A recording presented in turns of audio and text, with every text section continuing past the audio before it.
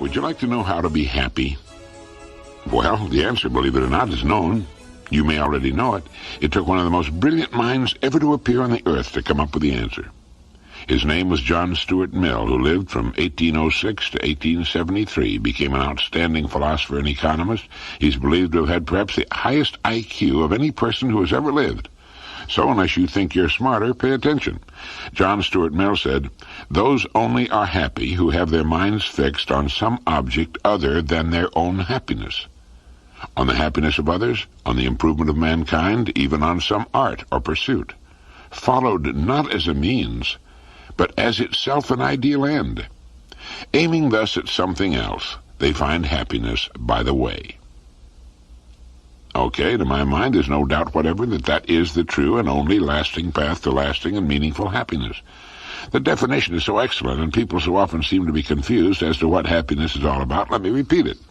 Those only are happy who have their minds fixed on some object other than their own happiness, on the happiness of others, on the improvement of mankind, even on some art or pursuit, followed not as a means, but as itself an ideal end. Aiming thus at something else, they find happiness by the way. I wonder why that isn't taught in school. I believe it's safe to say that not one person in 5,000 could give you an intelligent definition of what true happiness is all about.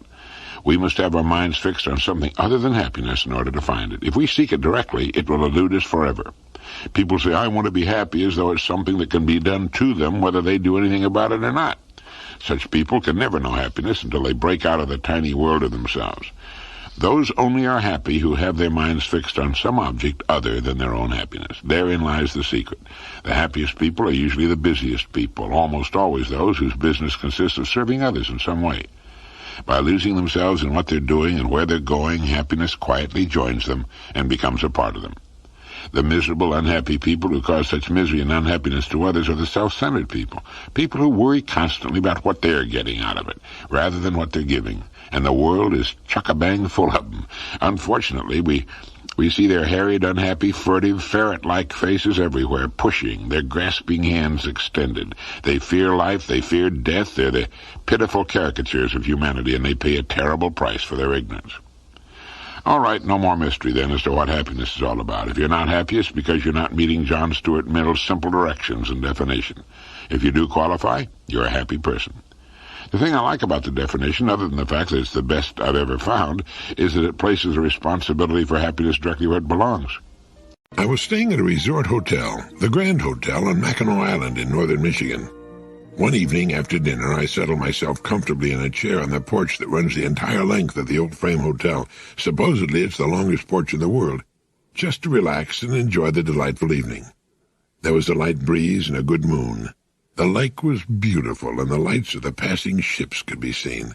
The evergreens stood out clearly in the moonlight, and it was altogether one of those really great times you remember. Before long, a young couple came strolling down the long porch. They were walking arm in arm, and I thought that they were all that was needed to make the picture complete. They walked slowly by me and then took seats not far away. They were silent for a moment, and I naturally thought that they were enjoying the remarkable beauty of the scene and the night as much as I was, when the young woman spoke. I know these were her exact words because I wrote them down as soon as I could stop laughing. She said, "I hate the smell of horses." There are no automobiles on Mackinac Island. All the transportation is done with horses, and they naturally lend their own unique flavoring to the island's atmosphere. I found it charming, and a lot less irritating than the noise and fumes of cars, taxis, and trucks. But what made me laugh, of course, was that in the midst of all that beauty on one of the most beautiful evenings of the year, in so romantic and charming a setting, the only thing the young woman noticed that was worth mentioning was the faint odor of horses. They looked at me in surprise when I laughed, so I had to explain why, which neither of them found to be amusing at all. In fact, the young woman seemed somehow offended, and they soon moved away from the strange character who not only eavesdropped but also laughed at them. The sad thing about it all was that the attractive young woman belongs to that vast army whose members make it their business to spend their lives focusing on the wrong things. I'll bet if the young man gave her a string of pearls, she'd busy herself with a minute inspection of the clasp. On a beautiful day, Such people can spot that tiny cloud on the horizon. They don't appreciate the good qualities in people, but complain about their defects. If their children bring home report cards with 5 B's and 1 C, it's the C that'll get the comments and the attention. They don't look for what's right, but what's wrong. In a world of miracles and beauty, they see only horse droppings. If you mention this to them, they'll usually say you have your head in the sand, and they have it all backwards.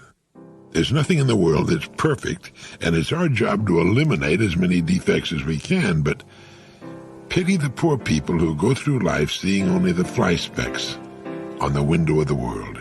We speak of recreation without being mindful of its original meaning, its real meaning, which is to recreate oneself.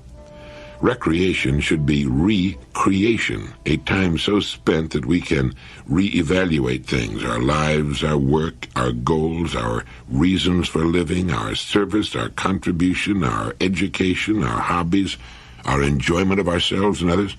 A round of golf, great as it is, simply is not time enough, nor are a few sets of tennis or an afternoon poking around in the garden. We need more time than that.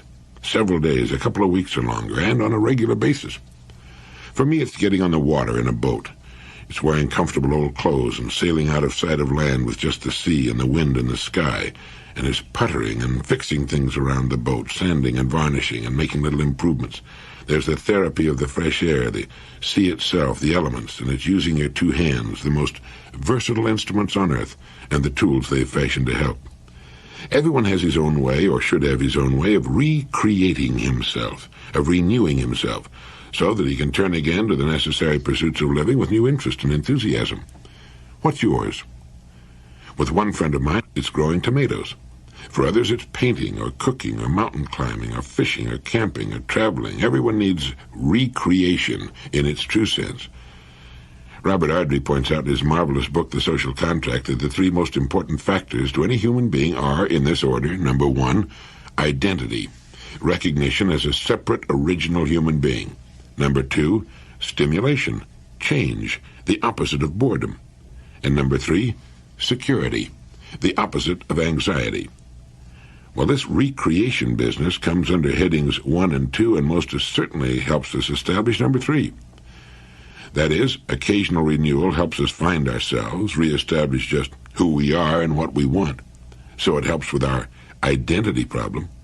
It most certainly involves change, stimulation, the opposite of boredom, and it helps us develop inner security, the only kind that's worth anything anyway. If a person has this inner security, real security as a person, his world can come crashing down all around him, and he can still emerge secure within himself and build a new and possibly better one. So when you find yourself getting stale, you need some meaningful recreation. You need to stop the world and get off for a while and look back at it as a man from Mars might. It's surprising the new ideas you'll get, and good ones, the new opportunities you'll see. Opportunities that have been lying about in your own backyard, in your own work and world, that you were a little too close to the forest to see before. And when you're lost in the recreation you love, you're really living. You're living as fully as it's possible to live. And you know, that's the whole idea, isn't it? Have you noticed how most people seem to be waiting to be happy in the future? They seem to be so intent on getting through the day, they forget to enjoy it. It's as though happiness is a distant city to them, a city they're striving to reach. But happiness is something that must be learned and practiced if we're to become skilled at it. Pushing it out into the indeterminate future involves running the risk that we won't know how to be happy when we get there. It's like saying, someday when I can afford to buy a piano, I'll sit down and play beautiful music. It doesn't work that way. Owning a piano doesn't confer the knowledge of how to play, and arriving at a particular stage of life, whether it's measured in terms of age or income, doesn't mean that we'll suddenly become happy people. A reporter interviewing J. Paul Getty, who could at that time have cashed in his chips for several $1 billion, asked, "Mr. Getty, what is it that money cannot buy?" And he replied, "I don't think it can buy health, and I don't think it can buy a good time. Some of the best times I ever had didn't cost me any money." The fact is that most of the ingredients necessary for happiness are present in the lives of most people every day. They're things and conditions for which we need not wait. They're ours today. And most of them are things we're so used to, we take them for granted. They're the people with whom we live and work, our children, our homes. There's the anticipation of the day and what it will bring. the opportunity to work well and honestly so that we can take pride and satisfaction from it and by so doing enjoy our leisure and our rest. There's the happiness that should come from being with our friends and our neighbors, and the thoughtful person finds happiness in just being alive. He enjoys walking on a sunny day, but he likes to walk in the rain, too. He can find happiness from the sound of the surf or the crackling of a fire. Abraham Lincoln said that people are about as happy as they make up their minds to be. And that seems to be it, the making up of the mind. Happy people are happy most of the time, and it must be because they just made up their minds that the alternative doesn't hold much hope or fun. If a person must wait until something happens to him to make him happy, he's not going to get much fun out of life. Happiness should not be just the reaction to an outside stimulus. Rather, it should be a state of mind, a regular condition that will fail at times because of unfavorable outside stimulus. Now, when you practically tear your little toe off walking barefoot through a darkened room, you're not going to be the happiest person in the neighborhood for the next 10 minutes. Life is full of things that can cause our happiness, our sense of well-being, to evaporate for a while. Knowing that sorrow and disappointment are natural and inevitable conditions of life, let's let them be the stimuli to break our happiness, rather than leaving it the other way around, the way so many seem to have it. So, be happy now. A person can go a long way toward alleviating and understanding his discontent if he will understand the perverse nature of the human being. When a person works too hard or just works for a long, steady time, he becomes discontented and wants rest and relaxation. When he relaxes too long, he seeks work. When he's around too many people for too long, he longs for solitude. When he's alone too long, he longs for human companionship.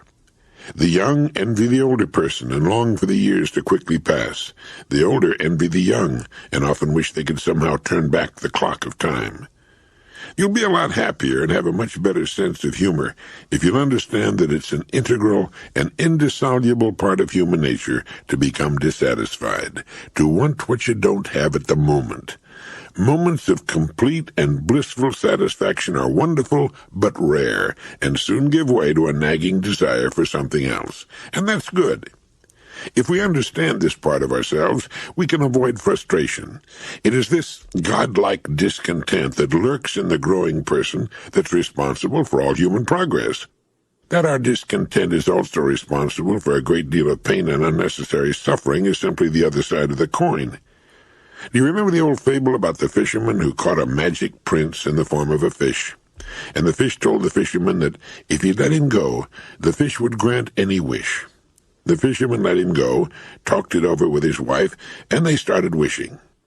Each time their wish was granted, they'd then wish for something greater. Finally, they lived in a great, gleaming castle with hundreds of servants. But it wasn't enough. The wife wanted then to control the sun, to make it obedient to her whim. And when the fisherman asked for this wish, the finny prince was disgusted and took away everything. They were once again in the simple shack. Like so many old fables, it's a commentary on human nature, and it comes uncomfortably close to the truth. We say, if only I had such and such, I'd be completely happy for the rest of my life. It isn't true. As soon as we have such and such for a while, a surprisingly short while, we then want something else. Discontent comes with the territory. It comes with being human. Are you discontented? If you are, that's good. That's why we're not still squatting in a filthy, drafty cave and grunting and scratching. Divine discontent, to understand it, is to use it properly. Let me give you some tips on how to be miserable. And don't laugh. There are literally millions of people who wouldn't trade their daily misery for all the gold in the world. You may know some of them. In fact, if you know 10 people, you probably know several of them.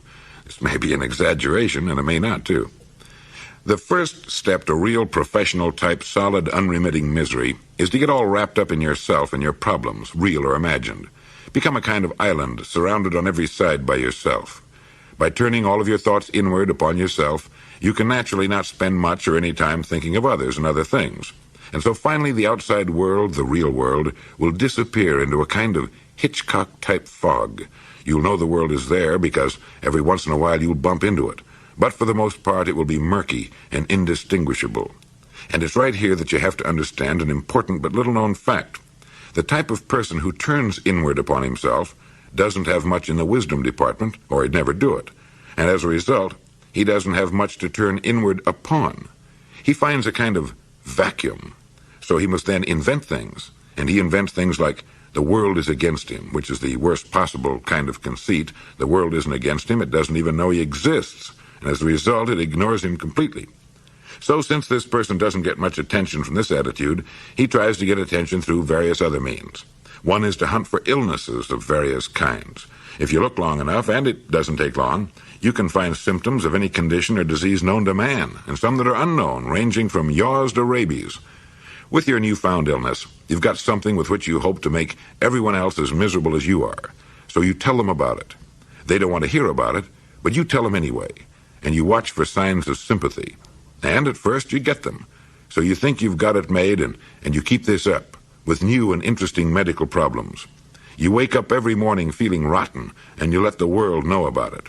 But soon you detect a change. People begin to walk away as you approach. They don't want to hear your deadly recitation anymore. Even your family turns an uninterested deaf ear to your protestations of being on the brink of a slow and painful death. Well, this makes you angry. So childlike, you cry out that nobody cares whether you live or die, and by this time you're pretty close to the truth. So the bitterness deepens, the misery thickens, and you draw farther and farther back into your cave, shouting imprecations at the world, throwing an occasional stone at a passerby, and in general, making a complete ass of yourself. Well, there you have it. One of the best and most common formulas for being miserable, and making those around you miserable as well. And it all starts with becoming too wrapped up in yourself, feeling that you're important somehow. Samuel Johnson wrote, "Many of our miseries are merely comparative. We're often made unhappy not by the presence of any real evil, but by the absence of some fictitious good." And a Hindu proverb says, "The miserable are very talkative," and they are, aren't they? I ran across something interesting called the master word. It's about a word that will work wonders for a person regardless of his age or what he does with his days. Man, woman, or child, the master word will bring meaning and usefulness into his or her life, new clarity and self-respect and satisfaction into the passing days. This was written by the great physician, Sir William Osler. Though little, the master word looms large in meaning. It is the open sesame to every portal, the great equalizer, the philosopher's stone which transmutes all base metal of humanity into gold. The stupid it will make bright, the bright brilliant, and the brilliant steady. To youth it brings hope, to the middle-aged confidence, to the aged repose. Do you know what the master word is? Well, guess. I used it in my opening comments today. Did you recognize it? Well, the master word is work. I've talked about this before, but it's been said that we need reminding as much as we need educating. Human beings have the strangest and most perverse tendency to take the best parts of life for granted. In fact, the human being has the capacity to take anything, no matter how great it might be, for granted once he becomes used to it. The actor in front of the cameras, the captain of a great ocean liner, the man at the controls of a giant earth-moving machine, the writer, the painter, the mother, all seem to let the charm and excitement of their work fade after a while until it becomes as humdrum to them as candling eggs. William Osler and the other great men of the past and present knew the real value of work, not just its value to those who benefit from it, but its incalculably great value to the person performing it. These people seem to have the capacity for never taking their work for granted. Instead, they found it filled with interest and reward, and became great because they did. I was talking not long ago with a top executive of one of our major oil companies. He had started his career working as a helper in a service station of the company whose nationwide sales he now directs. Why did he happen to see so much opportunity, adventure, and reward hidden in what the average person would consider to be the most menial and uninteresting work? It makes you wonder how many young men in the same work today are looking beyond the gas tank they're filling or the windshield they're cleaning. And it makes you wonder, too, how a person can take his most precious possessions for granted until they become dull and dreary or lose their charm and become uninteresting. His loved ones, his home, his health, his abilities, and his work. What happened to the excitement of the first days, when his wife, his home and children, and his work were new in his life? Like the finest silver, these valuable things need regular polishing, and regardless of what it is we do with our days, they should be kept as bright as they were in the beginning. In this way, they can lead us to the new and even more interesting years ahead. Dr. Paul Shearer, speaking of Job's impatience to get immediate and direct answers to his questions, said, "Greatness and peace and happiness are simply not proper ends for any human soul to set for itself. They are the byproducts of a life that is held steady like a ship at sea to some true course worth sailing." Terrific, isn't it? Greatness and peace and happiness are not proper ends for any human soul to set for itself. They are the byproducts of a life that has held steady like a ship at sea to some true course worth sailing. In other words, if the course to which you're holding is right, everything else you want will come as byproducts. Some true course. How does a person find some true course worth sailing? I remember some time back a man came to me for advice on how he might become a popular, sought-after platform speaker. He told me he enjoyed making speeches and wanted to make a career of it. I asked him what he wanted to say, and drew a complete blank. It became clear that he was ready to speak on any subject the entertainment committee wanted him to speak on. It wasn't the subject, it was just that he wanted to make speeches. I told him that he'd never become a great and sought-after speaker until he had something he wanted very much to say, something inside of him that burned to get out, that he felt needed telling. Speakers become great because of what they want to say. Greatness follows the zeal of their subject, and it's the same with some other true course worth sailing. A person needs to find the course in which he can lose himself, dedicate himself, and then the greatness and the peace and the happiness will come to him naturally as the bee comes to the blooming flower or a child runs to its parents. People who find their lives filled with confusion and uncertainty, with boredom and unhappiness, need to find a meaningful vehicle for their lives, something in which they can lose themselves completely. It needn't be some great cause, although it can be. It can be found usually in our present work, as a rule. It needs only be ferreted out. We need to know, we need to become, in the words of Dr. Maslow, self-actualizing. We need to become people who are steadily moving toward fulfillment, toward personal enrichment. Dr. J. Wallace Hamilton puts it pretty well when he asks and answers his own question. He writes, "What then are the basic laws of happiness, and how do we learn them? I suppose the clearest law upon which there's fundamental agreement is that this inner music of the soul, which we've named happiness, is essentially and inevitably a byproduct, that it comes invariably by indirection. To pursue it, to pounce upon it, to go directly after it, is the surest way not to obtain it." People who make a mission of seeking happiness miss it, and people who talk loudly about the right to be happy seldom are. It's a byproduct, an agreeable thing added in the pursuit of something else. Way back in the days of sailing ships, sailors who ventured into Antarctic waters would occasionally see a strange and awe-inspiring sight. They'd see a great iceberg towering high out of the sea, moving against the wind. Now, since they depended upon the wind to drive their ships, they were keenly aware of its direction, and to see this great, shining, apparently inanimate monolith of ice moving mysteriously into the teeth of the wind was, to them, uncomfortably curious. It was not until much later that students of the sea learned of the great currents, which, like titanic rivers, moved their mysterious ways through the body of the sea. These icebergs, some so huge that it took days to sail past them, had their roots, 90% of their bulk, caught in these great currents, and they moved majestically along their way, regardless of the winds and tides on the surface. I like this story because to me it's a wonderful example of the way a person should live his life.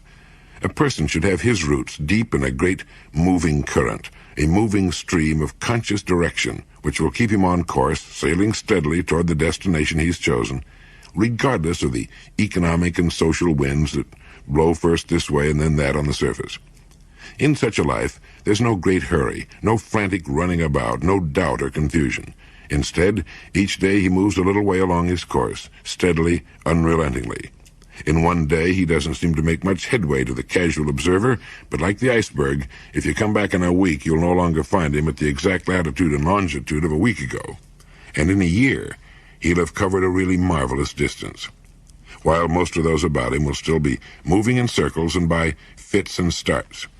They'll go tearing past him one day like the hare sped by the turtle, if you don't mind my mixing my metaphors, but he plods steadily on, never looking back, thoroughly enjoying the trip. And above all, he has the wonderful, calm knowledge of his destination, and knows that each day finds him closing the distance that still separates him from it. Sometimes in his life, as in all lives, there are storms which tend to throw him off course, and obstacles which for a time may delay him. But soon he's right back on course again, moving ahead. This is the life of the strong, serene person, the person of wisdom, the person who knows that he cannot do or become everything in his lifetime, so calmly chooses that which he desires and which best fits his proclivity, pushing everything else from his mind, and begins his life's journey.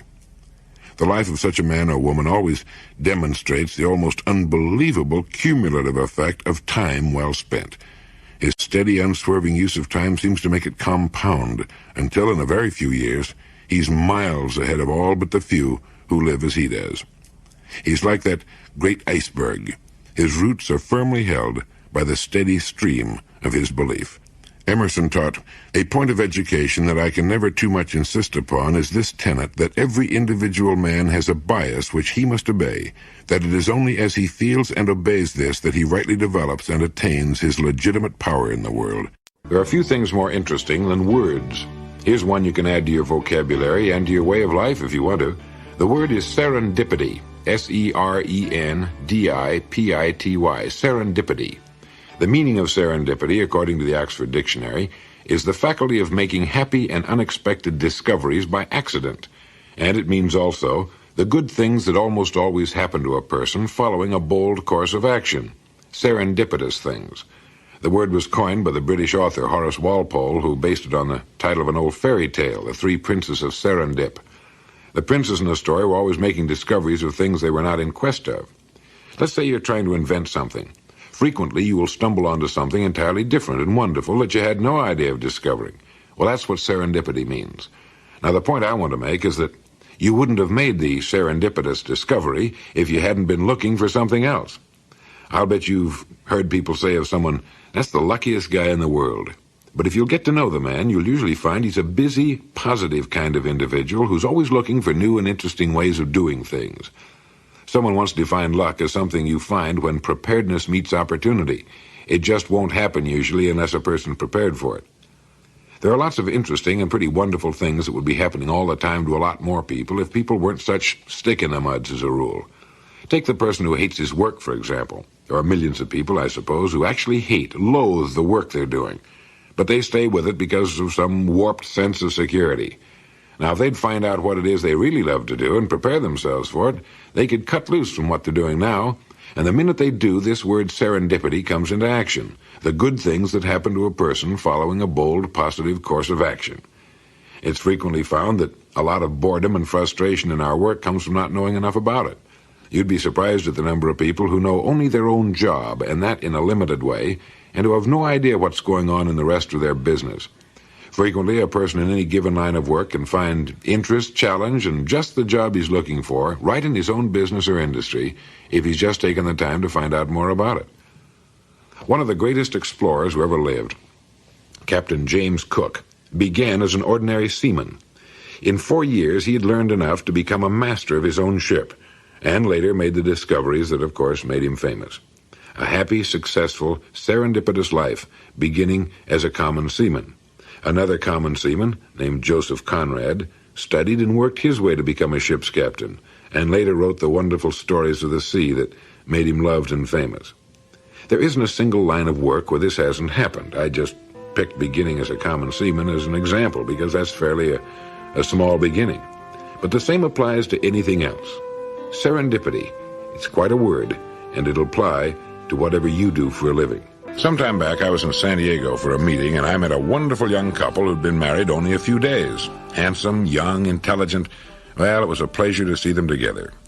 After the meeting, they drove me back to my hotel in Mission Bay, and we got to talking about marriage. I mentioned to them what H.L. Mencken had said to reporters who asked him what he thought the secret to a happy marriage was. They had probably expected one of his devastating, iconoclastic comments, but his reply simply was courtesy. There's the secret to happiness in marriage. I'm convinced of it. No matter how you turn that word, it comes out winning. The young couple was thoughtful, and they agreed with me. Courtship, marriage, should have its foundation on love and mutual respect, but the years ahead, a lifetime together, will depend upon that word Mencken passed along as the secret of a happy marriage: courtesy. If a man and woman will be courteous to each other, they'll never take each other for granted. Their marriage will never become dull and common and stale. Courtesy is the thing that keeps a love fresh and alive. It's a strange thing, but if there's one person on the face of the earth you should show courtesy to, it should be the person to whom you're married. That person before anyone else. And yet, well, you know as well as I do that in all too many homes, that's the last person to be treated with courtesy, thoughtfulness, and respect. It takes thought and work to be courteous every day to the person you're married to, and that's exactly what makes a marriage work: thoughtfulness and working at it. People often think there's some kind of mystery to a really great and successful marriage. There's no mystery at all. Everything operates on the same law: cause and effect. The yard around your house will reflect exactly the care you're giving it. It can return to you in beauty and abundance no more than you put into it. It's impossible. It's the same with a job, a business, a human life, a marriage, with everything. No secret, no mystery. You can tell exactly, precisely, what people are putting into a marriage by observing what the marriage is returning to them. And the most important ingredient is courtesy.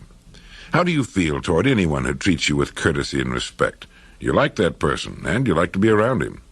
And when this same common sense is applied to the one person on earth you've decided to spend your life with, it takes on whole worlds of new meaning and builds a foundation of solid rock under the love you have for each other.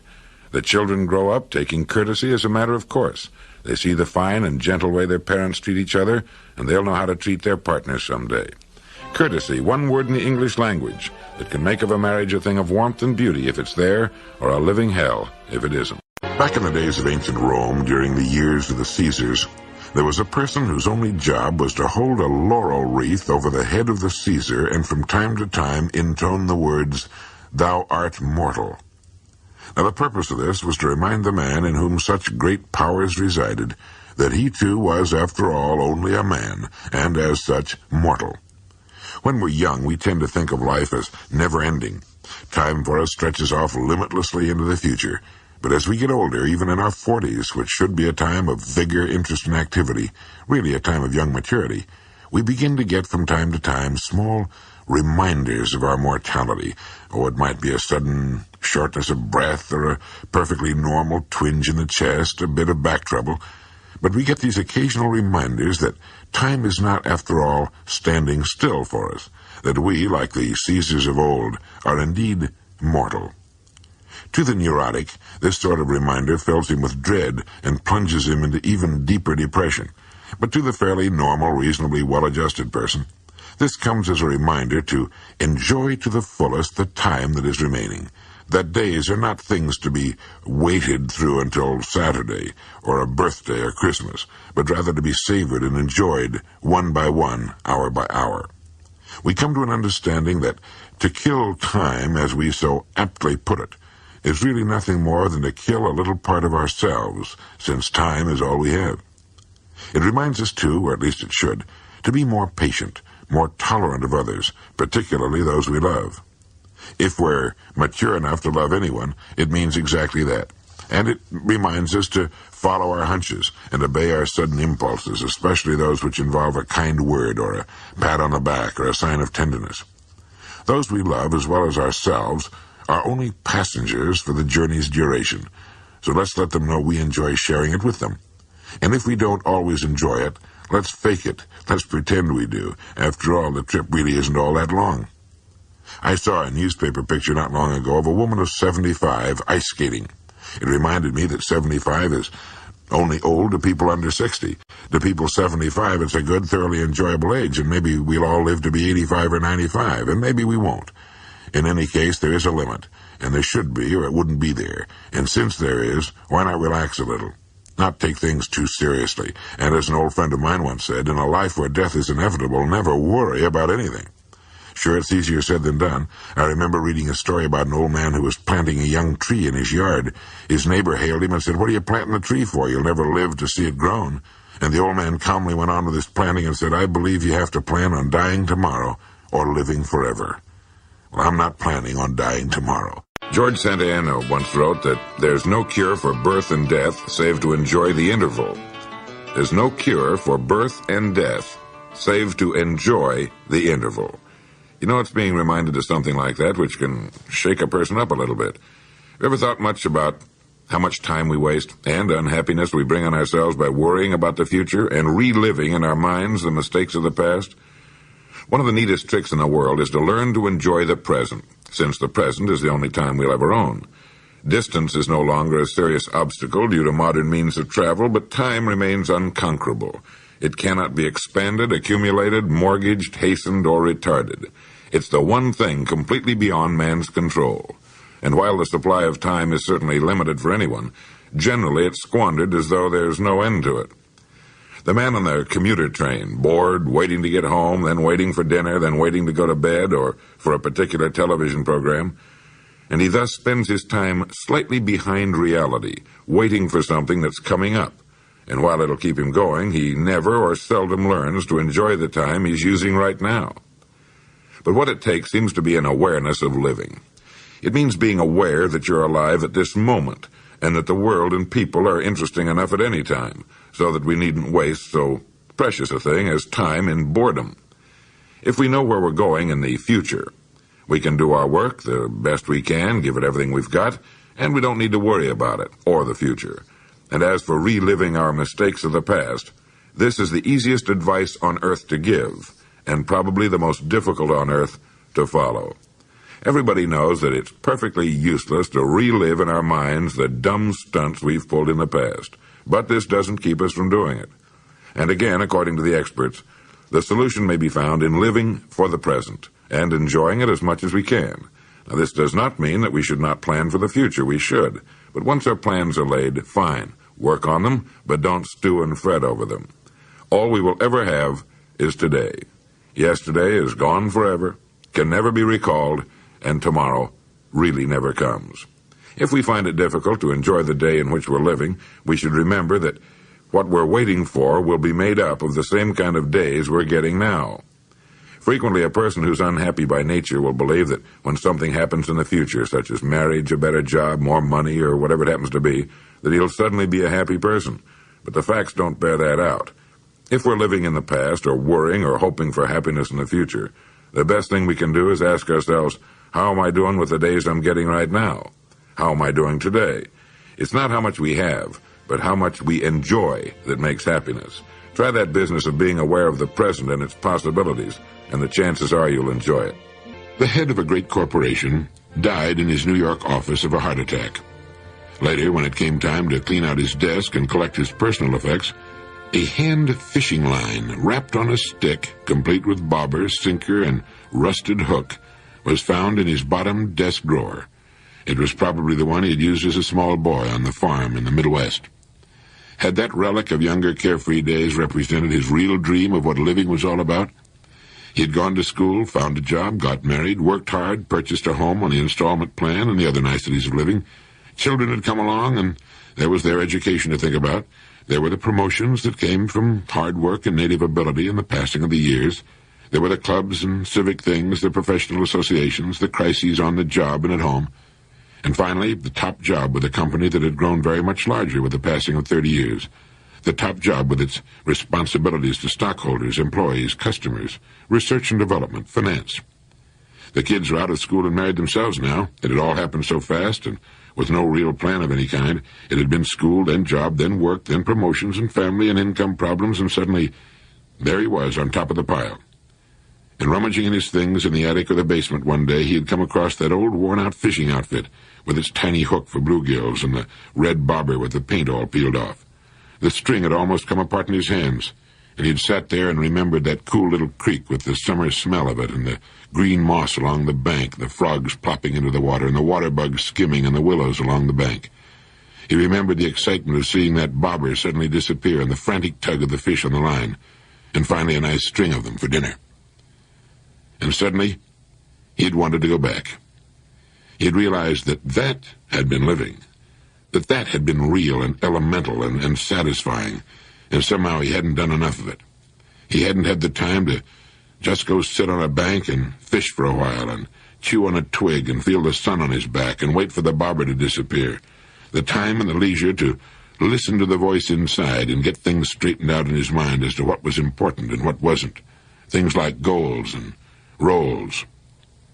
So someone had called him, and he'd put the fishing outfit in his jacket pocket, and he'd thought about the next morning, too, when he took the outfit to his office and looked at it again, and then finally put it down in that bottom drawer, tucked away, out of sight, but not out of mind. And then there'd been the coronary, and that had been the end of that. The fishing outfit was still in the bottom drawer, and when his wife went through the effects that they had sent home from the office, she sat with the fishing outfit in her hands for a long time. She saw him as a little boy, too, and maybe wondered why he'd followed the course he'd chosen. In interviews with very old people who realize that their remaining time is drawing to a close, you frequently hear them say, "I waited too long to start living." When the researchers or others who hear this kind of response are young, they find it strange. But what these older people mean is that they often fail to enjoy life even during the years that they were living it most fully. And it seems that most people, during the richest and fullest years of their lives, fail to develop an awareness of living, an enjoyment of living. It's like the person who puts the best china and silver and linen away for some future time, or very special time, and dies before any of it's ever used. Or it's like the person who puts seat covers in his car and thus passes on to the second person to buy it brand new upholstery that he himself never used or enjoyed. And so millions of people with the miracle of sight never really see the world about them until it's practically too late. Millions with the inborn capacity to love and to know the joy that loving brings wait too long to express it. They live through the passing years without really being aware of their days, of the riches that are passing through their hands. Few people, it seems, develop an awareness of daily living. In possession of the miracle of life, they pass through their days like automatons. In possession of the greatest gift on earth, life itself. They tell us by their actions that they don't even know they have it, and haven't the slightest conception of its value, let alone an awareness that it's to be enjoyed to the fullest every day. I remember reading an account of a famous show business personality, a woman of great talent, who, as she made the announcement of her impending 4th or 5th marriage, said, "After all these years, I'm finally going to be happy." She thought another husband could somehow give her something she should have been enjoying all along. She obviously had no idea as to what happiness is, where it's to be found, or what living is all about, and she belongs to a big club. It's only when life is threatened that a conception of its value begins to dawn on the average person. A man plotted a kidnapping for months. His mind was filled with the thought of the $1 million ransom he was going to get, more important to him, he thought at the time, than anything else on earth. Yet when he was surprised by the police, he dropped the suitcase containing the ransom and ran for dear life. Ran for dear life. It took the sudden threat of death to put things in their proper order for this poor, stupid person. It's amazing, isn't it, how few people seem to get the word. Most people place the greatest value on the cheapest things in life, while the greatest of all, life itself, goes unnoticed. The most fortunate people in the world are those who have the wisdom to place value where it belongs, those who have an awareness of life. I read a great Greek poem once by Kafafi titled, I believe it was titled, Journey to Ithaca, something like that, which reminds us that it is the voyage and the adventures on the way that count, not the arrival itself. This seems to be the most difficult truth to understand. This is not to say that a man's goal in life is unimportant. On the contrary, it's vital. For without a goal, a distant destination, we would not begin the trip at all. Instead of an odyssey, we'd have a running around in circles, an endless following of the shoreline around and around our tiny island. Every man needs a great and distant goal toward which to strive, but in traveling toward it, he should try to keep in mind that the fabled land he seeks has shores much like the one he left behind, that its purpose is not so much a resting place, but rather the reason for the trip. Where a person goes is not nearly as important as how he gets there. That a house is built is not important. It's the manner in which it's built that makes it great, poor, or average. That we live is not nearly as important as the manner in which we live. I think it's in misunderstanding this that often keeps people in a state of unhappiness and anxiety. They forget what they're really looking for, or what they really should be looking for, the discovery of themselves. This is the island toward which everyone should journey.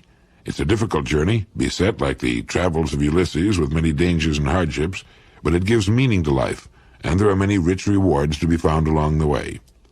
It means asking the questions that are hard to answer. Questions like, where am I going? Why am I going there? What is it that I really want? And why do I want it? Am I making the best possible use of myself as a person? Am I gradually realizing my real potential? Am I discovering my best talents and abilities and using them to their fullest?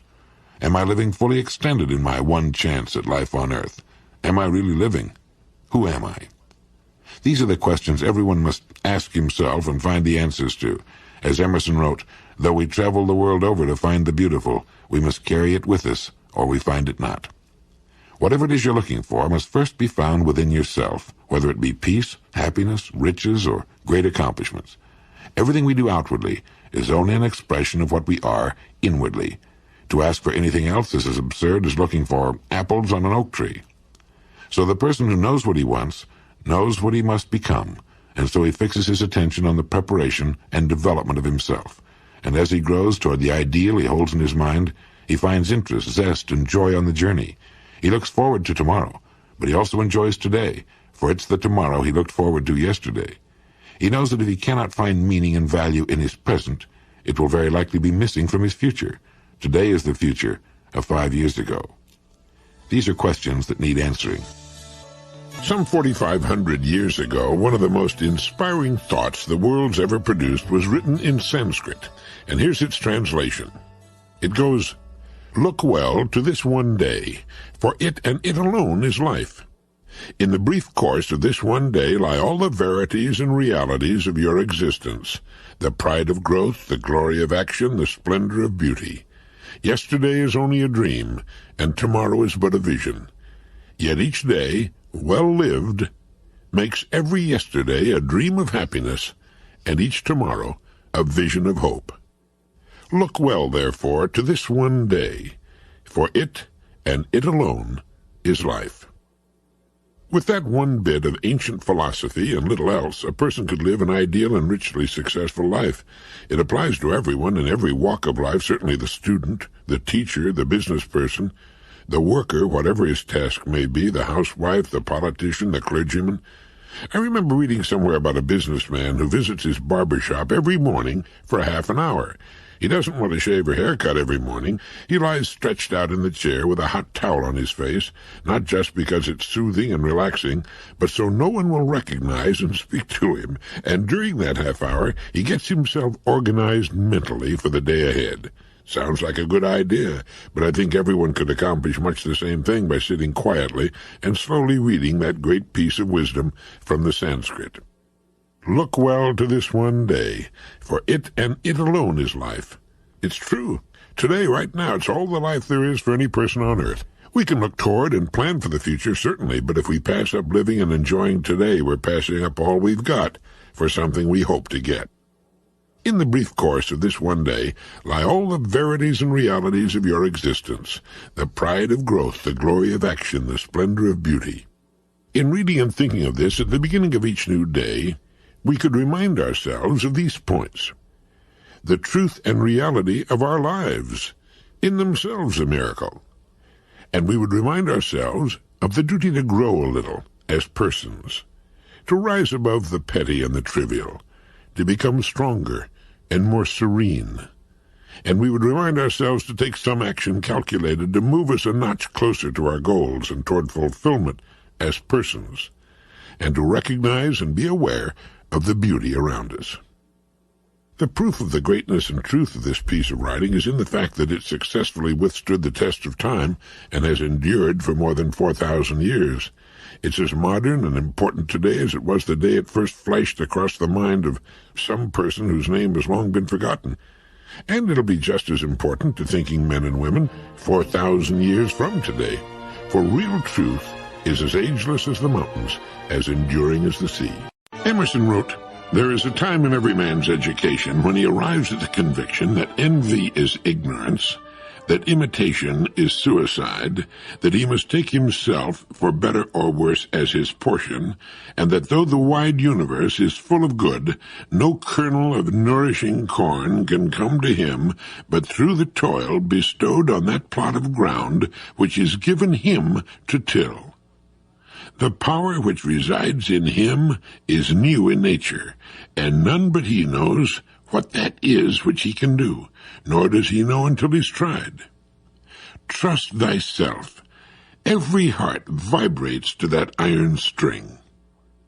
There is a bit of advice that a person would do well to reflect upon every morning of his life. No one can even estimate the number of people who live nervous, anxious, unhappy lives because they daily attempt the impossible, which is to be like someone else. There are people who don't realize the truth of Emerson's words that envy is ignorance, that imitation is suicide.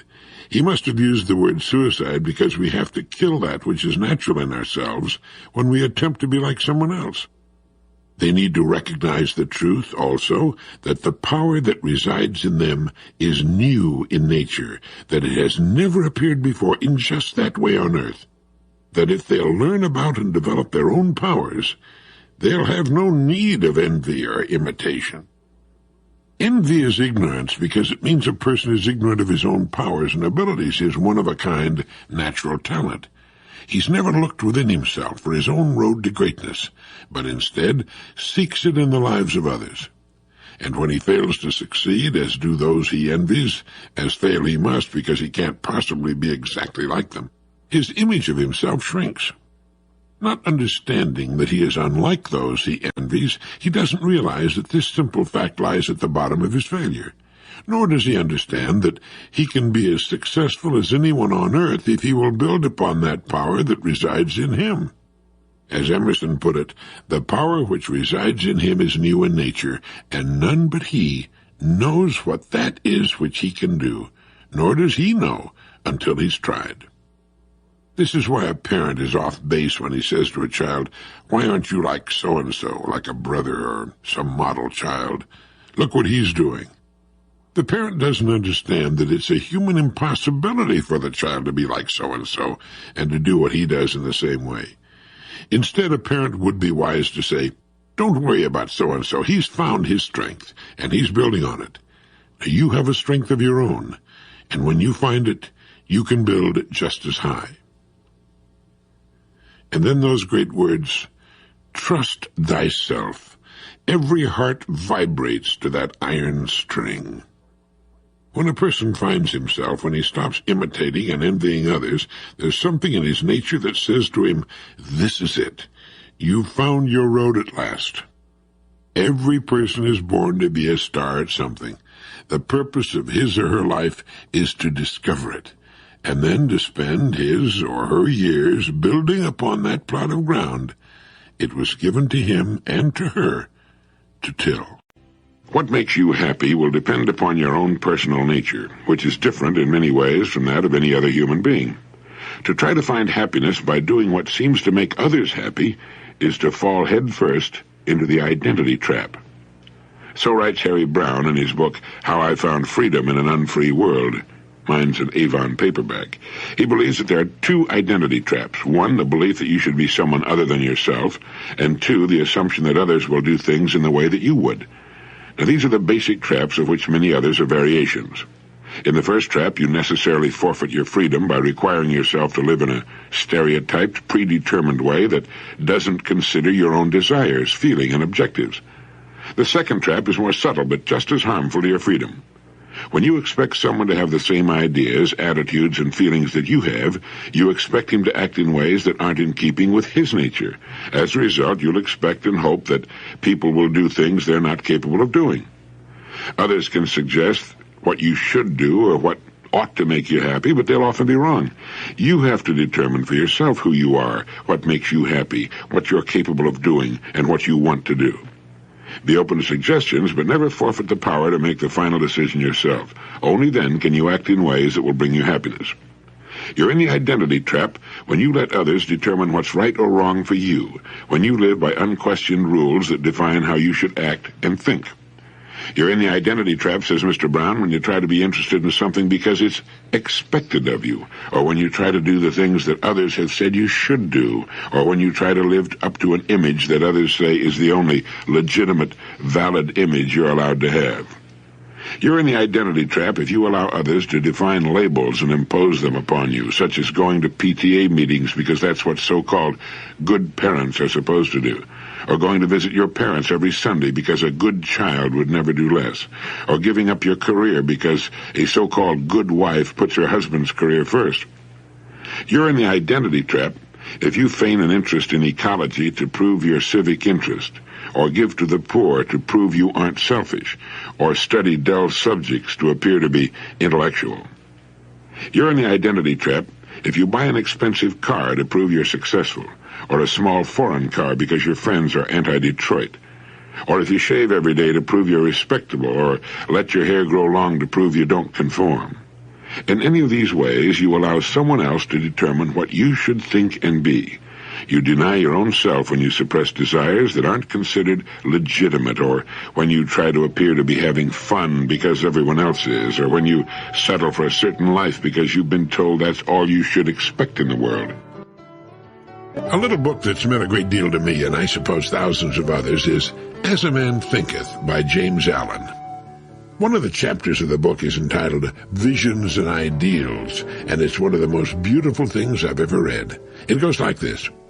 The dreamers are the saviors of the world.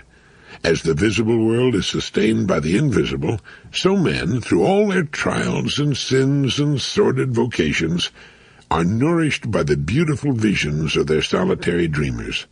Humanity cannot forget its dreamers. It cannot let their ideals fade and die. It lives in them. It knows them as the realities which it shall one day see and know.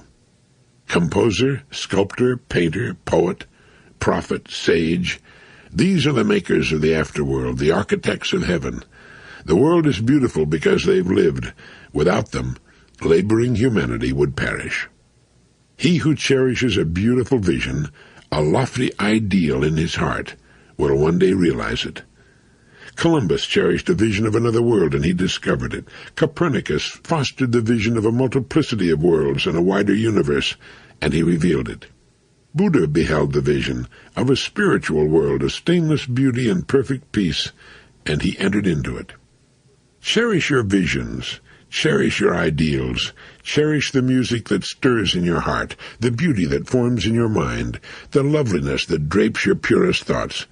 For out of them will grow all delightful conditions, all heavenly environment. Of these, if you but remain true to them, your world will at last be built. To desire is to obtain. To aspire is to achieve. Shall man's basest desires receive the fullest measure of gratification, and his purest aspirations starve for lack of sustenance? Such is not the law. Such a condition of things can never obtain. Ask and receive. Dream lofty dreams, and as you dream, so shall you become. Your vision is the promise of what you shall one day be. Your ideal is the prophecy of what you shall at last unveil. The greatest achievement was at first and for a time a dream. The oak sleeps in the acorn, the bird waits in the egg, and in the highest vision of the soul a waking angel stirs. Dreams are the seedlings of realities. Your circumstances may be uncongenial, but they shall not long remain so if you but perceive an ideal and strive to reach it. You cannot travel within and stand still without.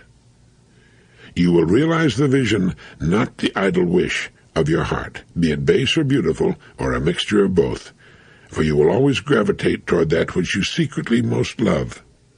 Into your hands will be placed the exact results of your own thoughts. You will receive that which you earn, no more, no less. Dream lofty dreams, and as you dream, so shall you become. Your vision is the promise of what you shall one day be. Your ideal is the prophecy of what you shall at last unveil. Here's something worth keeping in mind. If one advances confidently in the direction of his dreams and endeavors to live the life which he has imagined, he will meet with a success unexpected in common hours. It was written by Henry Thoreau, and it contains a truth most people don't even dream exists. If they did, the entire country might be turned into total chaos. The truth most of us miss in that great quotation is that success, beyond anything we might now imagine, lies in wait for those who can put together enough courage to actually live the life they imagine. You know, most people live in two worlds. There's the real world, the world in which they move and work and live, the world of the nitty-gritty. And there's the world of the imagination, the world they would secretly like to live in. And what keeps them from moving from the world of reality into the world of their imagination is habit, and the fear of falling flat on their faces in the attempt, and losing even the little that they presently have, and perhaps looking ridiculous in the eyes of their loved ones and friends. They're the Walter Mitties of the world. We're all Walter Mitties to some extent. What we fail to realize is what Thoreau discovered, that if one advances confidently in the direction of his dreams and endeavors to live the life which he has imagined, he will meet with a success unexpected in common hours. Thoreau knew this because he did it. So did Paul Gauguin, the painter, so have thousands of others who have found to their delighted surprise that life pays off most handsomely when we're doing that which we most want to do, when we're actually living the life we've imagined for so long. Well, that doesn't mean that we run off after every vagrant whim, but it does mean that we should live the life that we know, deep down in our very being, we would most like to live. It means that we should be doing that which every indicator of our makeup, every fiber of our being tells us we should be doing, and has been telling us for some time. Gauguin didn't tear off to Tahiti the first time the delightful thought popped into his strange head, nor did Thoreau go to live at Walden Pond the first time the idea struck him to go off by himself and meditate and think and write and try to discover for himself what was important and what wasn't. But when an idea tugs at us day after day, year after year, when we think about it as we lie awake in bed or the first thing when we wake up every time there's a lull in our days, when it worries our consciousness like a puppy with a slipper, then it's time to do something about it. And even though making the move might seem to jeopardize everything of order in our lives, it's very likely, as Thoreau suggested, that we will meet with a success unexpected in common hours. The most commonly voiced thought after taking such a step is, "Why didn't I do this years ago?" Emerson said a man should learn to detect and watch that gleam of light which flashes across his mind from within, more than the luster of the firmament of bards and sages. Yet he dismisses without notice his thought, because it's his. Once upon a time, there was a man who felt he had reached the end of his rope. It seemed that all the interest had suddenly vanished from his life. His creative wells had seemingly dried up. He still had his work, but it suddenly seemed meaningless to him. Even his family and his home receded darkly in his mind. Finally, nearing the point of desperation, he went to see his old friend, the family doctor. Well, the doctor listened to his story, saw the depth of his depression, and then asked him, "When you were a child, what did you like to do best?" And he answered, "I like to visit the seashore." "All right," the doctor said, "you must do exactly as I tell you. I want you to spend all day tomorrow at the shore. Find a lonely stretch of beach and spend the entire day there from 9 in the morning until 6 in the evening. Take nothing to read, and do nothing calculated to distract you in any way. I'm going to give you 4 prescriptions in order. Take the first at 9, the second at 12 noon, the third at 3 o'clock, and the last at 6. Don't look at them now. Wait until you arrive at the shore tomorrow morning." Well, the man promised he'd take the doctor's advice, and the next morning, a little before 9, he parked his car on a lonely stretch of beach. There was a strong wind blowing in from the sea, and the surf was high and pounding. He walked to a sand dune near the seething surf and sat down. He took out prescription number 1, opened it, and read it. It said, "Listen." That was all that was written on it, the one word, listen. And so for 3 hours, that's all he did. He listened to the sound of the buffeting wind and the lonely cries of the gulls. He listened to the sound of the booming surf. He sat quietly, and he listened. At noon, he took out and read the second prescription. It said simply, "Reach back." And so for the next 3 hours, he did just that. He let his mind go back as far as it could go, and he thought of all the incidents of his life that he could remember, the happy times, the good times, the struggles, and the successes. At 3 o'clock, he tore open the third prescription. It said, "Re-examine your motives." And this took so much intense thought and concentration that the remaining 3 hours slipped quickly by. For 3 hours, he re-examined his motives, his reasons for living and moving closer to fulfillment. He clarified and restated his goals. And at 6 o'clock, under a gray, darkening sky with a taste of salt spray on the wind, he read the fourth and final prescription. It read, "Write your worries in the sand." There had been one thing that had been worrying him particularly, so he walked to the hard sand and with a stick wrote this worry in the sand and stood looking at it for a moment. Then as he walked toward his car, he looked back and saw that the incoming tide had already erased his worry. He got in his car and drove homeward. My old friend Norman Vincent Peale told me that story some years back about the man, the seashore, and the 4 prescriptions. Listen, reach back, re-examine your motives, and then write your worries in the sand. Dr. Kenneth Hildebrand, for many years a Midwestern minister and author of the book Achieving Real Happiness, told of a woman who was married to a cruel, shiftless alcoholic. When drunk, he would beat her and the children. Debts accumulated. Often there was no food in the house. When the eldest child was 7, the husband deserted his wife. She had no money, no credit, no business training. She had to undergo surgery, thus adding to her mountain of debt. A few months later, the youngest child became ill and died. When the father received the news by wire, he telegraphed in reply, "Terrible shock. Sorry to hear the news." His heartlessness so angered the woman that she resolved to rear the children without him at whatever cost to herself. The following 9 years she toiled at any work available. She never lost her determination or her sense of humor, and she prided herself in not saying or doing anything to turn the children against their father. She managed to keep the home together and to make it a cheery one. At the end of 9 years, she married a man who loved her and the children devotedly. To encourage other women undergoing difficult experiences, she said, "Any woman can wring happiness out of life if she's worthy of happiness." Her words are worth remembering. Her happiness and well-being did not depend upon circumstances. She was superior to them. She rose above them.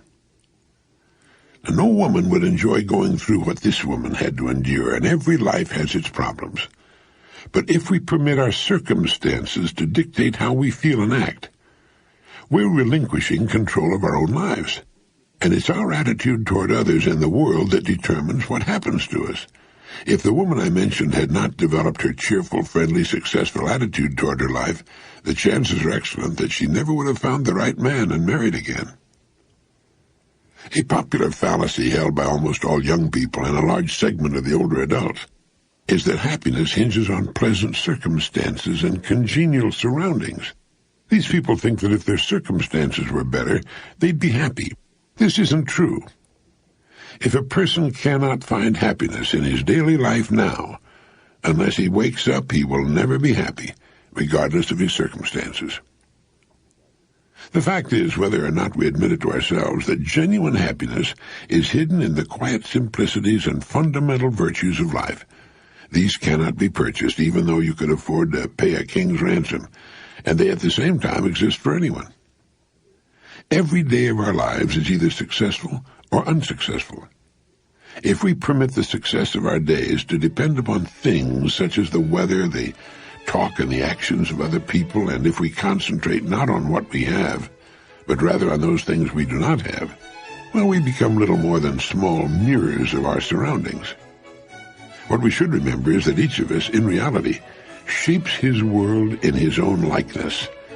If ours is not a happy world, it's because that's the way we see it. This is Earl Nightingale. I want to talk to you about one of the greatest discoveries of man.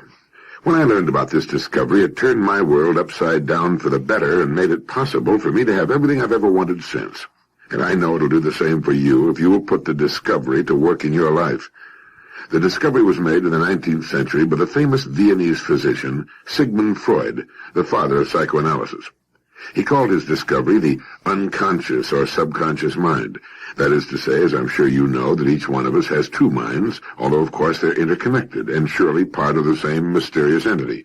We have our conscious minds and our unconscious minds, more popularly known as our subconscious, sub meaning below the surface. In fact, Freud himself said that the conscious mind is like a fountain playing in the sun, while below lies the great ocean of the subconscious mind. Now, the comparison, as far as anyone knows, is a good one. Many people had believed in the existence of the subconscious mind before Freud, but he really proved that it existed and exercises an enormous influence on our lives. And many of the things Freud believed and wrote about are doubted in some circles today, but not the discovery of the subconscious mind. That's accepted as fact everywhere.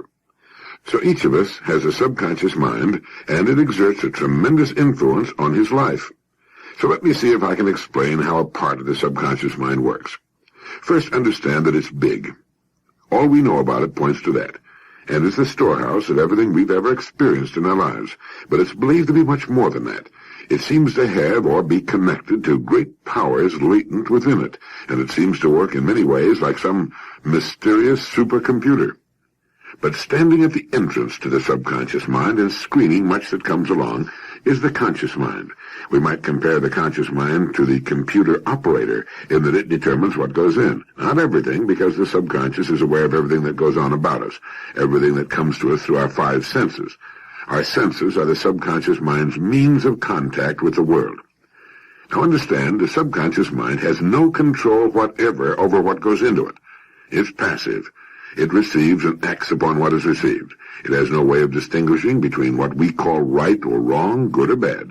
Like a computer, it simply receives the information and then takes the appropriate action regarding it. Now let me give you an easy example of how it works. Think right now of your telephone number. Have you got it?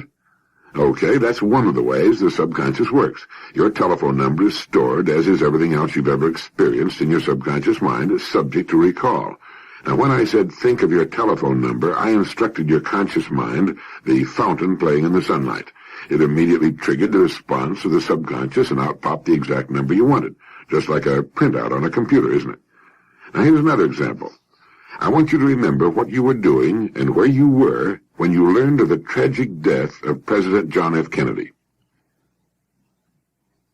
It's a very clear picture, isn't it? But did you notice that this time you were aware of an emotional response as well as the memory of the exact event? It was Dr. Penfield in his work at McGill University in Canada who discovered that memories, along with the original emotion that accompanied them, are stored together in the brain. Have you ever heard a particular piece of music or smelled something that triggered a sudden wave of emotion or brought back a sudden memory? Sure you have. Those were cases of your other senses getting responses, voluntary or involuntary, from the great warehouse of the subconscious mind. All right, now let me tell you about the discovery that revolutionized my life and the lives of many thousands of others who have learned to use the power of the subconscious mind to bring them everything they want in life. Now, when I say everything they want, everything I have ever wanted, I'm referring, of course, to those things that are within our power to achieve, although nobody is exactly sure just how far those powers go.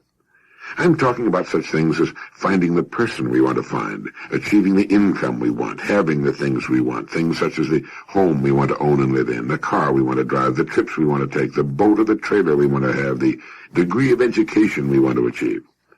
Now, in most cases, since the medical people tell us that at least 70%, some say 90% of all illness is brought about by emotional problems of various kinds, we could even enjoy better, more abundant health through the intelligent and proper use of the mind, perhaps. How do we use the power of the subconscious mind to achieve these things? Well, let me tell you how. I'm not only going to tell you how to get the things and conditions you want to bring about in the future, but I'll tell you at the same time how you've obtained most of the things you have obtained and brought about most of the conditions you've experienced in the past. Now remember two important points I mentioned before. One, the great ocean of our subconscious mind is passive. It only receives and acts upon what is fed into it. It knows neither good nor bad, right or wrong. It can only do our bidding. It's a great and powerful servant, and its only direction is the direction we give it. And two, whenever we want something, we want it first in our conscious mind, and at that instant it comes up against the screen of logic that stands between our conscious and our subconscious minds. Now at this screen, we make a conscious evaluation as to whether or not what we want is logical. Now this screen of logic can be compared to the governor of an engine. The governor is set to control the engine's speed, and unless the settings change, the engine can go no faster. Well, each of us has such a governor set on our screen of logic, and the setting changes from time to time as we grow older and more mature. When we were children, the governor was set for childish things. As we grew older, we gradually advanced the setting to include more and more things. But remember that we and our environment do the setting.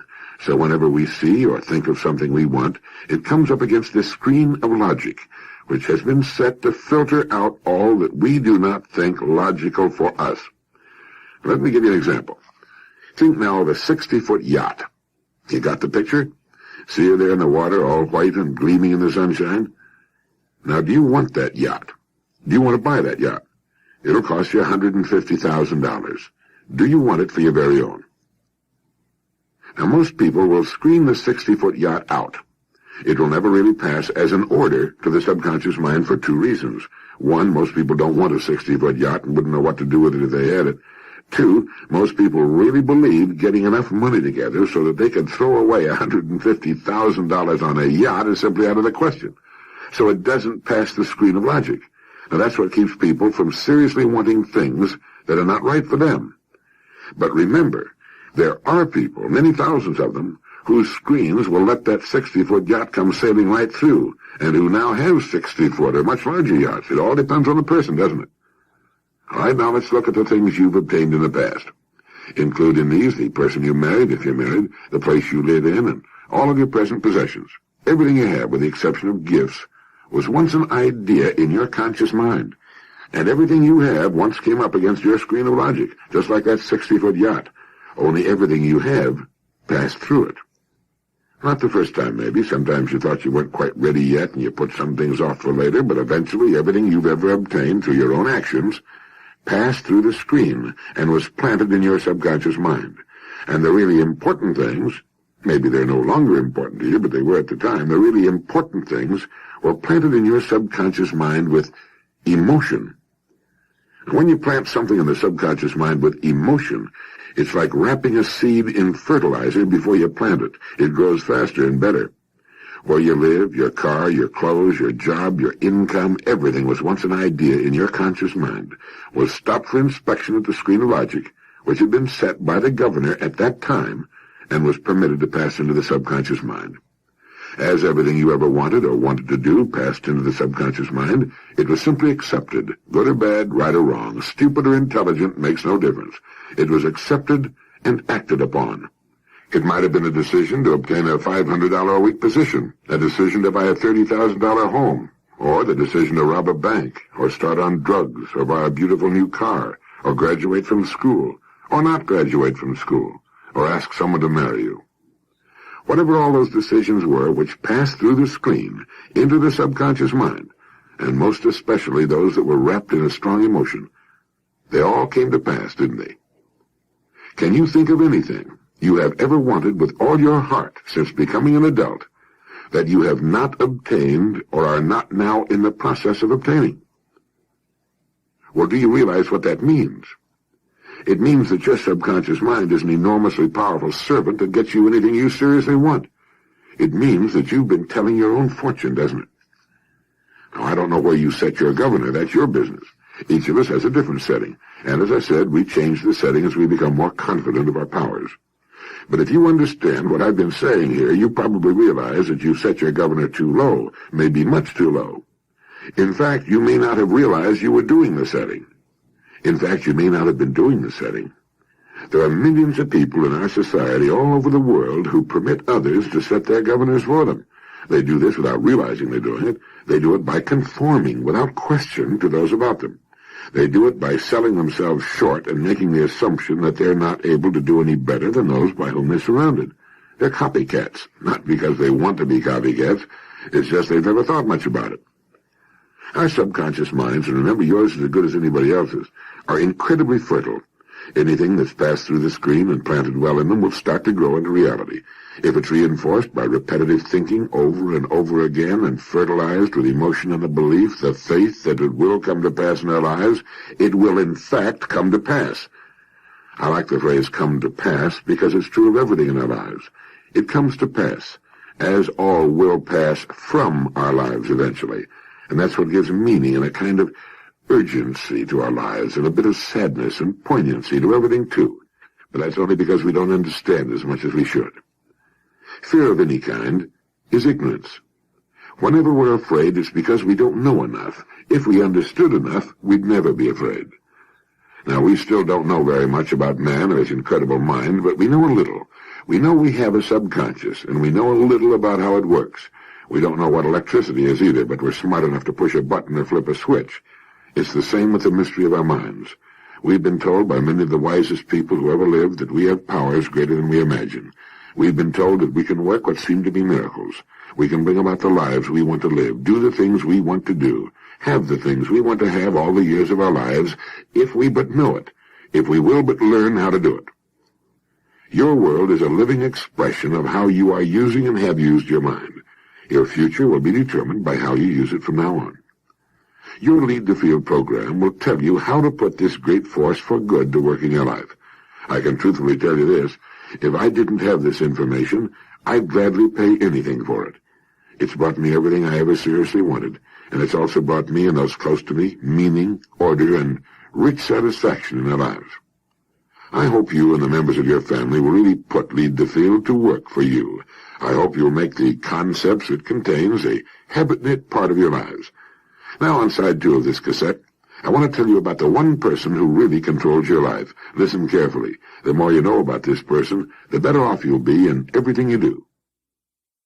The great Dr. William James said, "The greatest discovery of my generation is that human beings can alter their lives by altering their attitudes of mind."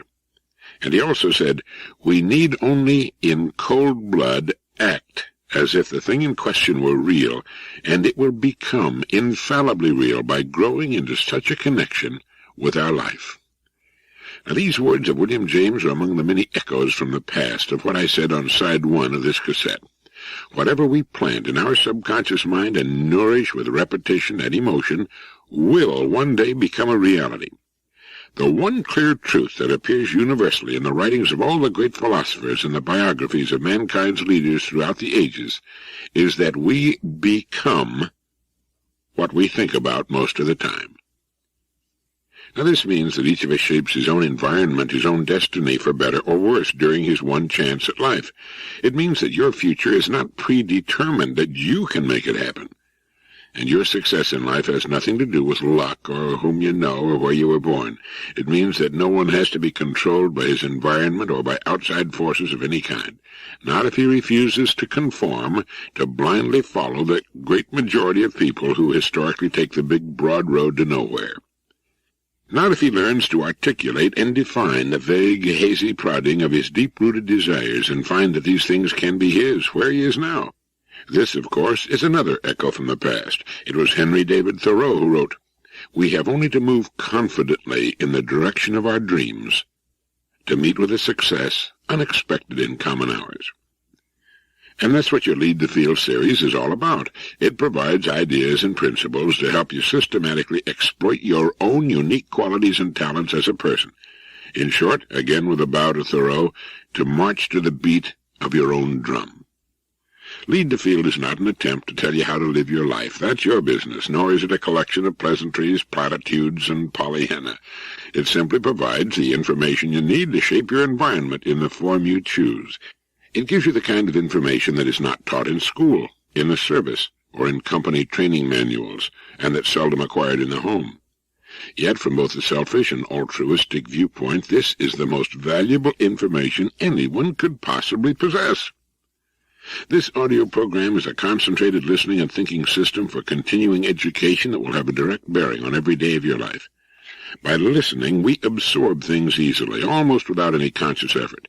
As children, we learned almost everything, even how to read, by listening. And by repeated listening to each of these sessions, new ideas and ways of doing things become a habit-knit part of you, safely stored in the memory bank of your subconscious. Lead the Field is actually a blueprint for achievement of any kind. It's the result of more than 30 years of research into what makes people successful in every department of living. And it's truly an encyclopedia of success for the entire family. If you have youngsters, you'll find it just as valuable to them as it is to you, maybe more so. The earlier a person makes this information a part of his or her thinking, the better. And it will be just as effective in promoting greater understanding and success in school as it will in later life. You'll find 12 sessions in the Lead the Field series, each designed to help you enrich your life with the great thoughts of the greatest minds in recorded history. Number 1 is called The Magic Word. In it, you'll learn about a word, a simple word, which more than any other shapes our destiny. Fully understanding and utilizing the magic word can change a human life as dramatically as walking from a darkened room into the bright, clear light of day. This word is a two-edged sword, which can bring us the success we seek, or, if we use it wrongly, a life of disappointment and frustration. Number 2 is called Acres of Diamonds. It proves to you that, whether you know it or not, you are right this minute in the middle of more opportunity than you can develop in a lifetime. It tells you how to see opportunities in the common, everyday things by which you're constantly surrounded. Number 3 is titled A Worthy Destination. It's concerned with how you can accomplish your goals within the framework of your present company and industry, starting where you are right now. Any person making this information a part of his way of thinking can accomplish far more in 1 year than the average person does in 5. Number 4 is called Miracle of Your Mind. Regardless of the vocation in which you're engaged, this message tells of a way to use a single hour a day in a way that can bring you unbelievable results. Number 5, Destiny in the Balance, tells about and clearly defines a law which is at the base of all economic and personal well-being. It tells you of a simple thing you can do every day, which will enormously increase your effectiveness and bring you the respect and admiration of others, as well as a far more bountiful life. Seed for Achievement is the title of number 6. This tells why some of the most so-called average-appearing people frequently achieve so much in life, and why others who seemingly work hard and long all the years of their lives seem many times to miss out on any real success. It explains in detail how anyone at all, can achieve the success he seeks. Number 7 is called It's Easier to Win, and goes on to prove it. This message cuts through the mountains of confusion as to why we act, talk, and conduct ourselves as we do, and why we might be on the road to disappointment unless we make a very small but vitally important shift in our lives. Now, unless you're already in the top 5%, this message will open your eyes to something which, well, historically has been known by only about 5% of the people, perhaps less. Number 8 asks the question, how much are you worth? It shows you how to adopt the same practices which have built our largest and most successful corporations. It specifically gives you 3 things to do that can easily be done by anyone, which will greatly improve the present and guarantee your success in the future. Number 9 is called Let's Talk About Money. Now, here's a subject which has been one of the world's favorites since the first coin was fashioned in Asia Minor about 700 years B.C. This message gets rid of the confusion as to how much money is enough, how to decide on the amount you want to earn, and then how to earn it. Number 10 is titled, One Thing You Can't Hide. It tells you of the discovery made by one of our leading universities of a single factor which controls to an enormous extent the money we will earn, the neighborhood in which we will live, and the group with which we will associate. A Chicago University professor has said that this message alone could mean $100,000 difference in a person's lifetime income. Number 11 is called Today's Greatest Adventure. It tells why so many millions are dependent upon national economic cycles, general conditions as to whether or not they live well or poorly. It tells us how to cut ourselves away from those who live so precariously, even in the richest era in history, and how to control our own circumstances. And finally, number 12, your final session in Lead the Field, called The Man on the White Horse, tells you what it is that every business on earth is looking for and how you can supply it. And that's it, your blueprint to success. You can have the things you want, all of them, and you will have them if you make these messages a part of your way of thinking, a part of your way of life. If you give a blueprint to a skillful builder, it will not be a matter of chance or luck to successfully complete the structure. He merely begins at the beginning and follows the plan step by step to its completion. Well, the same is true for our Lead the Field program. If you'll follow it, the results will be automatic every time with every person. You don't have to take my word for it, or even that of the tens of thousands of people you're now joining, people who've used and continue to use this blueprint to success. Just begin listening. As you begin, let me give you, by way of saying thanks for the wise investment of money you've made in cassette learning, and the equally wise investment of time you're going to make, some helpful information on the art of listening. Of course, in 30 years of broadcasting, recording, and public speaking, I've accumulated enough ideas and formulated enough theories on this subject to talk for hours, even days, and probably bore you to death. To try to avoid that possibility, let's confine our discussion to cassette listening and be very brief about it. The main idea behind learning by listening to cassettes is that whenever your eyes and hands are busy, you can put your ears and mind to profitable use. Now, that's one of those ideas that's as great as it is simple. Whenever your eyes and hands are busy, you can put your ears and mind to profitable use. Do you know how many eyes and hands hours you have every day, every week, every year? Hours when you're driving, dressing, eating alone, relaxing, or just pottering around? Well, one expert in this field claims that of the 8,760 hours we all have in a year, even the busiest person has more than 500 of these hours, and another points out that this is the equivalent of 10 college course semesters every year. Now, this is a goldmine of opportunity to become much more effective at everything you do, a more relaxed, happy, in-charge person in every aspect of your life. How do you do this? You do it the same way an athlete, a neurosurgeon, a great teacher, a wonderful mother, or an outstanding person in any field does it. You acquire the habit of doing things right automatically, and you do them in a relaxed way. A couple of places where it's easy to acquire the habit of cassette listening are in your bath or dressing room and in your car. Now, I know lots of people who always keep a cassette in the play position in their cars. When they switch on the ignition, they automatically start a listening experience. This can work with the switch for the bathroom light, too, and in many other equally automatic situations. In planes or trains or waiting rooms, and in a cassette corner of your den or office. And you should always try to listen in a relaxed way. You don't have to concentrate, you don't have to work at it. It's interesting and it's fun, and that's enough.